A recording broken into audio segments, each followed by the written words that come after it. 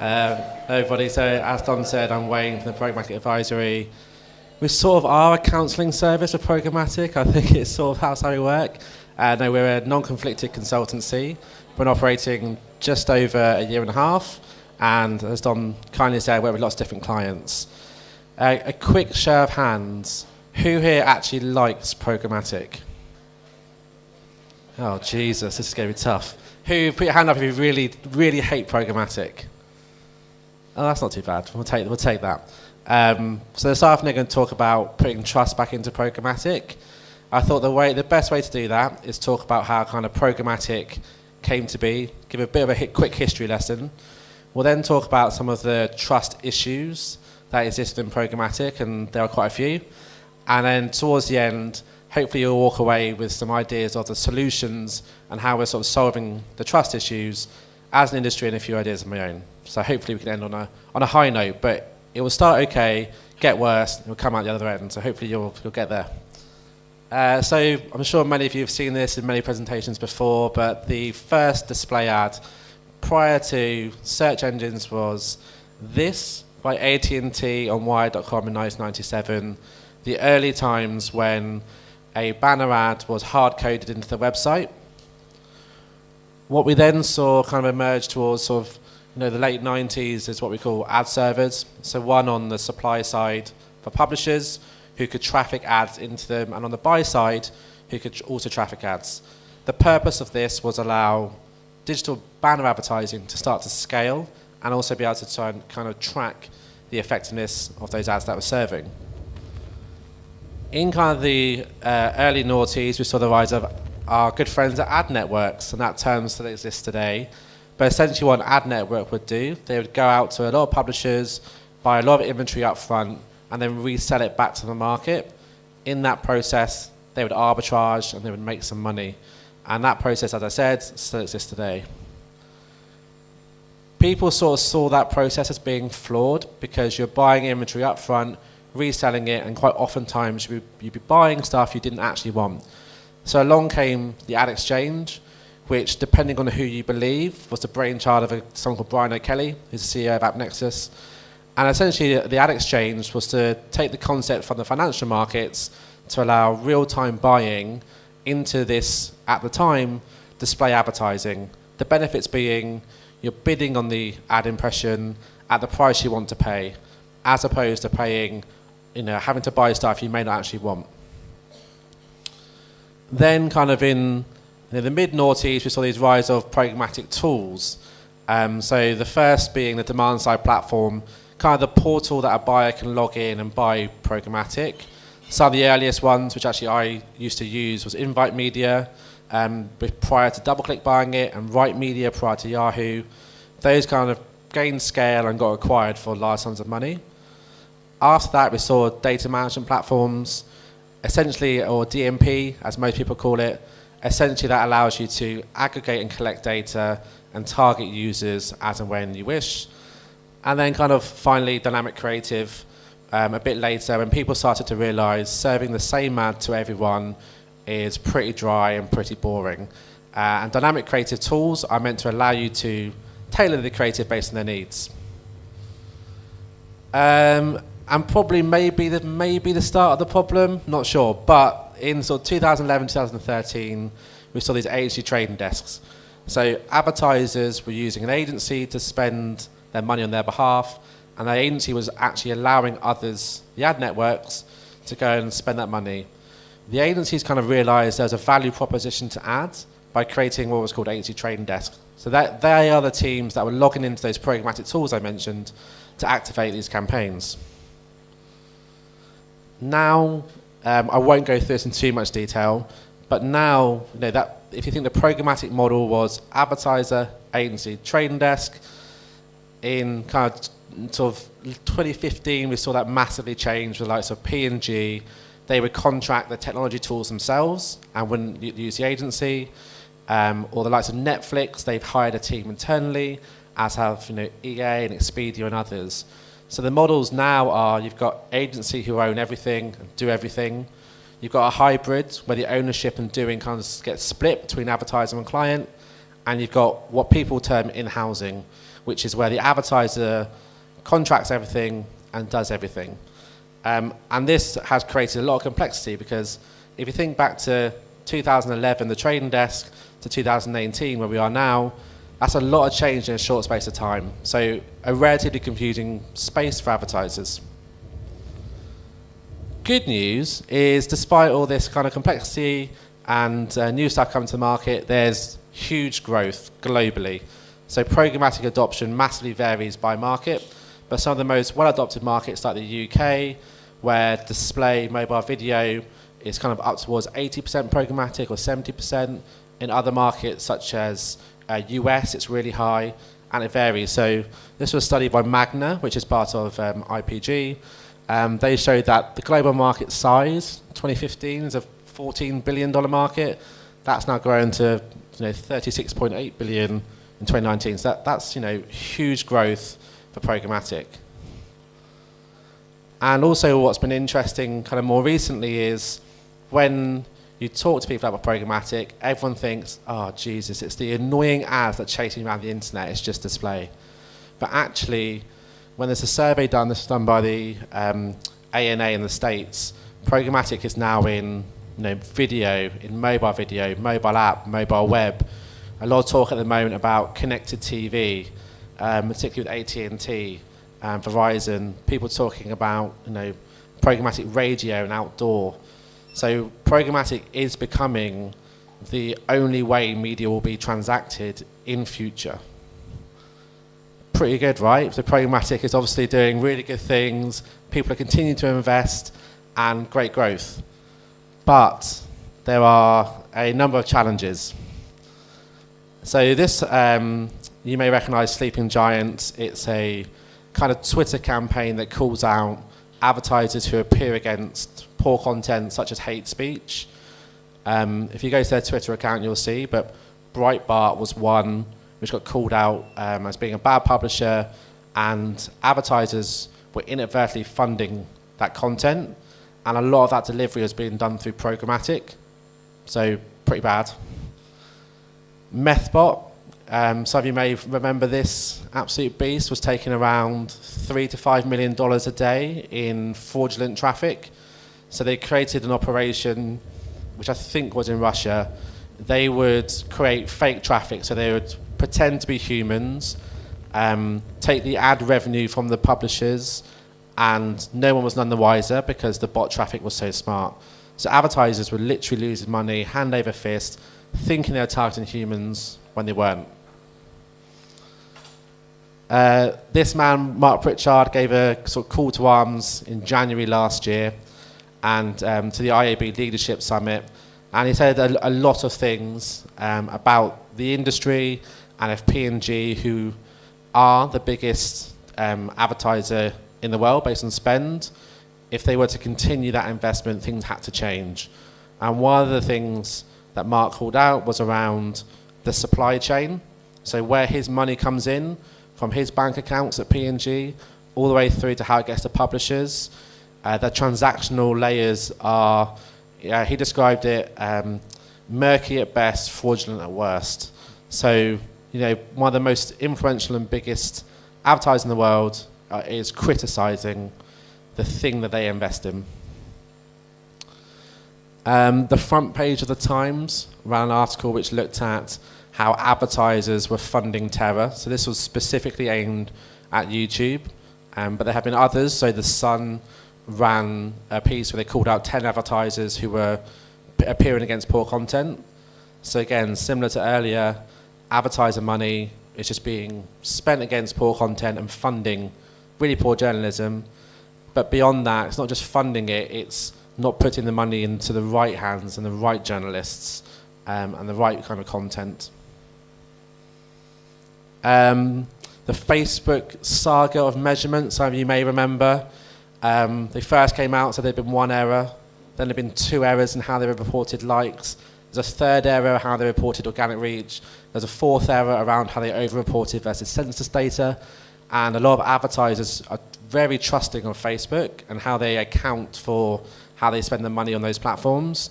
And Facebook have made all these errors. That's not good. If you're unable to sort of measure effectively then the trust goes essentially, particularly with platforms like Facebook, who kind of mark their own homework. Another example was The Guardian. So The Guardian obviously is a well-respected and large-scale publisher, but they also act as a buyer. So one of the things that they conducted was they kind of bought their own inventory. And so when they put £1 in at the top, they were getting somewhere between 30 and 40p at the end. And that's basically not enough for them to sustain as a business. And that's why they're funded by a trust, but they also need to return a profit from their advertising. So The Guardian actually took a programmatic company, one of the ad exchanges I mentioned, to court. I think that's still playing out, not entirely sure, but again, another issue in that what you think you're buying and what you think is going to a publisher is not being seen. Felt a bit bad calling out Criteo here because they've actually been a bit of a success story in terms of their growth, but Gotham Research, they conducted or brought together a paper, and they thought that Criteo were basically selling fraud. So with Criteo, you typically transact on a cost per click mechanism. This research paper believed that Criteo was selling fraudulent clicks. Criteo came back and countered, obviously, said that how they put brand safety practices in place.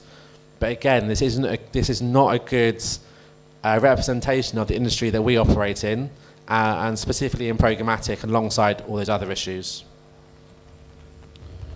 The FT came out last year so as a publisher, when you send your inventory to buyers, it's called a bid request. And one of the things you can put in that request is your domain. So if you're the FT, you would literally either hard code or via a macro tell buyers they're buying the FT. But what the FT found was there were lots of others who were pretending to be the FT. So the FT, I think at a time, only worked with Google AdX, and they found that other ad exchanges were selling their site when it wasn't being sold by the FT. So again, this is called domain spoofing. They reckon there's about £1 million a week that was being lost because of this process. So again, this is not a particularly good picture of programmatic, that some of this is allowed to happen. And this was I'm pretty sure everyone's familiar with this, but the WFA conducted a study which basically helped advertisers to look at the breakdown of where their costs go and then roughly what the take is at each stage. So on this, you can work from left to right. If the advertiser puts $1 in, you've got their agency, they've estimated around 6%. That varies. You then have things, executional layers, which are demand side platforms pretty much. You have campaign data and additional services, and then you have the ad exchanges, and then eventually the publisher. So in all this process, they estimate that around 55 to 60% of the money at the end gets to the bottom. And that's obviously, one, that's not enough for publishers to be, creating sustainable business models. But two, and probably more worrying, is that lots of this is unknown. So actually seeing the actual rates of that supply chain, these are estimates. These aren't hard numbers. People often don't actually know at many stages at which point everyone's making money. And that's a major challenge. Pretty depressing, wasn't it, really? But there are definitely solutions, and definitely in the past year or so, these have definitely kicked up a gear. So actually, we're moving through what I would say were the challenging years, an industry in fast growth, an industry developing tools without any regulation, to now actually looking back and going, okay, this is getting pretty serious now. We need to put some steps in place. The first one is everyone's friend, GDPR. This is really good because how programmatic specifically operates pretty much is through access to user data. So it's whether that's user data for targeting or user data for understanding of what they've gone on to purchase or do. But quite often, the user doesn't know how that data is being handled or has no control over how that data is being handled. So GDPR is there to kind of give users back control and make them aware. you're going to get a bunch of users who actually really don't care. But the ones who do care about the data, it's important it's in place. And this is kind of the first step to more serious regulation in our space. The second, which will be in about 18 months to 2 years' time, is e-privacy, or as we all know it, the beloved cookie notification. That could change. So basically, at the moment, you go to a site, notification pops up, you go, yeah, accept, happy to track me, whatever. But going forward, that may get removed and the control gets put into the browser. So if you're Safari, Chrome, Internet Explorer, they may control how they handle cookies on users' behalf. And basically, if that starts to restrict how the industry controls device IDs and cookies, it'll really impact the ability to target users. But again, regulations often seem to be a bad thing. But if our industry is to grow up, become more credible, and have people on stage like Mark Pritchard talking more positively, it may need more regulation, and we'll kind of see how that shakes out in the coming years. The second, and I've already touched upon this, is money is going to be made along that value chain, but it has to be known. As a buyer, a lot of people look at this and they talk about outcomes, and they go, the comparison that always gets talked about is a can of Coke. A can of Coke is not marketing, it's very different. It's more like a recipe. If you want to cook something, you want to control the ingredients, understand the price, and work out the cost at the end for creating that meal.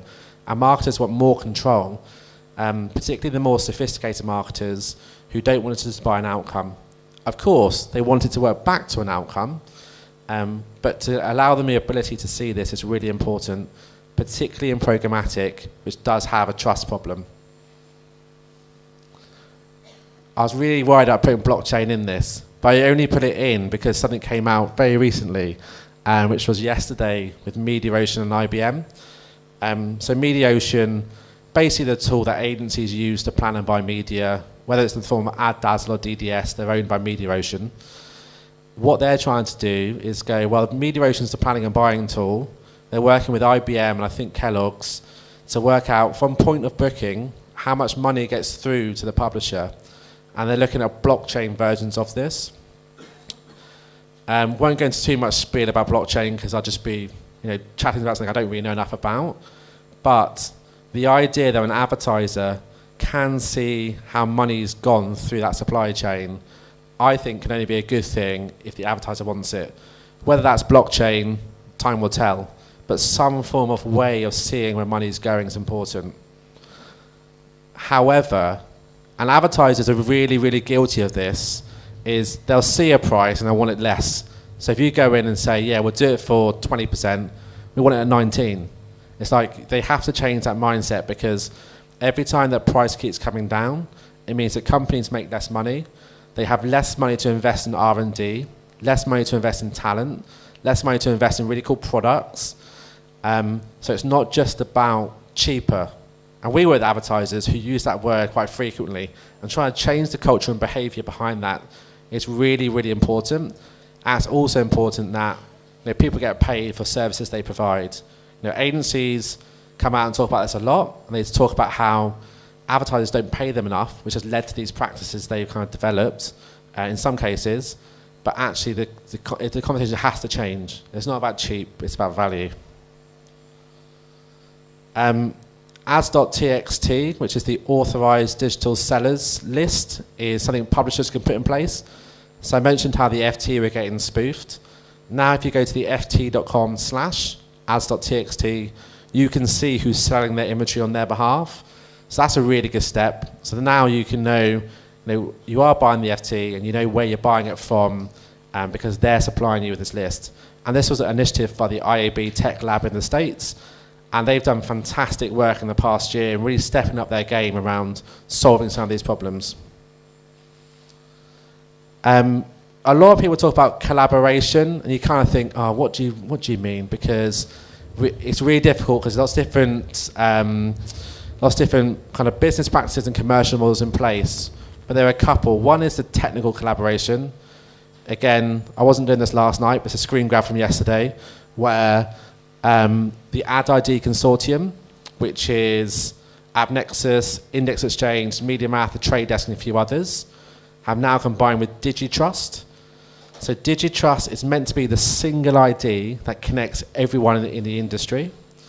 So DigiTrust was set up a couple of years ago. That's now been folded into the IAB. So the IAB are looking at, if you go to Business Insider or even the Telegraph, and you have Ghostery on your browser, you see all these cookies drop.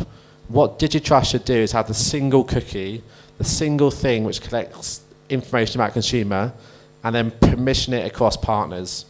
And there are these different initiatives going on. So as I said, the AdID Consortium are doing their thing, DigiTrust doing their thing. They've now combined, so that technical collaboration is really important. And then just philosophically, so thinking about how can companies benefit each other by working together to create a better industry? Because what we want to do is create a respectable, credible industry, people get paid, content gets funded, advertisers deliver results. That can't really happen in isolation. That can't happen by a single vendor, despite what Google and Facebook think. It has to happen as an industry. An example of this was Index Exchange, a guy called Andrew Casale, one of the early founders of Programmatic, really. He spoke about this identity connection. Today, there's an announcement just before we came in, Project Ozone is being rolled out, which is the Guardian, Telegraph, and News UK. They're sharing data together. They're creating one sales team. So collaboration is the way you solve for lots of these problems. It's not through being disjointed, lots of different efforts. And it's why events like today are super beneficial. Brand safety tools should be applied to all campaigns. So those of you who are quite close to the setting up of programmatic campaigns, you'll be familiar with lots of these terminologies, but essentially you have clients who have thresholds for brand safety. Some are actually quite happy to take a bit of a risk. Some brands who are not so sensitive, which are kind of on the left, where you might just exclude some websites you want to run against. Where on the right-hand side, you may start to put things in place like post-bid blocking from providers like Integral Ad Science or Double Verify. And they basically, you have to buy the ad, but they can read the final URL and block it from serving if they deem it inappropriate. So brand safety tools are getting sophisticated, they're only improving, and this will definitely help the industry from appearing against poor content. This is what we call the programmatic process. And it's more a mindset than anything else, but it's thinking about how advertisers can kind of activate, i.e. collect data, deliver it into these kind of marketing channels, how they evaluate it, and how they optimize it. So it's creating this process, which is, you put all of your own governance and frameworks in place to ensure that you're serving correctly through the supply chain. The industry bodies have definitely taken notice of this. So WFA, who I know and communicate quite with regularly, they released the Global Media Charter about 3 weeks ago. And the WFA control about 90% of digital marketing budget across their stakeholders. And they kind of get together in regular forums and they discuss what do they want out of the industry. Some of these have been described naive and difficult to achieve. But if you have these massive stakeholders instructing us as an industry how to operate, we should definitely listen. So some of the ones that caught my attention was zero tolerance for ad fraud. So basically, they should never have to pay for it. That's incumbent on the provider or the seller. Spoken about, I think this is the third time, but transparency through the supply chain is really important. Taking steps to improve consumer experience. So ensuring that, if you're a publisher, you're not overstacking ads, ensuring that it's not really intrusive, ensuring that the experience that consumers get from advertising is really beneficial. And then actually my favourite one is number 6, which is the removal of walled garden issues. And what they mean by walled garden issues is if you want to buy Facebook, you have to buy it through Facebook, pretty much. If you want to buy YouTube, you have to buy it through either AdWords or DoubleClick Bid Manager. It's suboptimal for a marketer. A marketer wants a single access point to access inventory and data through programmatic. And when I started in programmatic, that was the ambition. But what's happened, and not so it's through trust, it's been lost. People are locking away data, locking away supply, and it's making their marketing budgets work less effectively than they could. So it's great that industry bodies like WFA are stepping up, and it's definitely worth paying attention to things they have to say. But finally, and not to give too much of credit to Rody and the team, but having open and honest conversations in forums such as this is amazing. Like, we shouldn't have this old mindset of buyer, seller, technology, advertiser, everyone kind of bashing each other, because that's not how we solve these trust issues. How we solve trust issues, as I said, is through collaboration, and what that really means in practice is having good conversations about business challenges and then how we solve the industry problems. That's it. Thank you very much.